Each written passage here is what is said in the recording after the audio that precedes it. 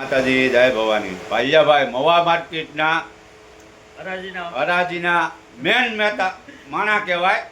બરાબર. કેમ કે મોજીલો જીવડો હોય એને મોજ જ કરાવતો હોય, કોઈનું ખોટું ન કરે ને જે ભાવ બોલાતો હોય એ જ બોલે. અમુકના વેપારીને એમ કહે કે નહીં નહીં માલ સારો છે લ્યો. આ ખેડૂતમાં અત્યારે ખૂબ જ પૈસા નાખવા પડે એમ છે, કારણ કે અત્યારે ખેડૂતને જે પકવતા હોય એને ખબર હોય કે અત્યારે કેટલો ખર્ચો આવે છે ડુંગળીમાં, કેવી રીતે પાકે છે. અત્યારે કોઈ પણ પ્રકારનો બીજા ખર્ચા કર્યા સિવાય ડુંગળી પાકતી નથી. ખૂબ જ ખર્ચો કરવામાં આવે છે અને તેમના પ્રમાણમાં ભાવ ખૂબ જ ઓછા આવે છે, જેથી કરીને વેપારીને પણ કહેવામાં આવે છે કે તમે આમાં છૂટથી પૈસા બોલો અને સારા એવા બજાર ભાવ આપો. હા, ખેડૂતને બિચારા કેટલું મહેનત કરીને લાવતા હોય, ખેડૂત સામું જોવો. કેમ કે ખેડૂત જો ડુંગળી વાવતા બંધ થઈ જાય તો વેપારી શું થાય?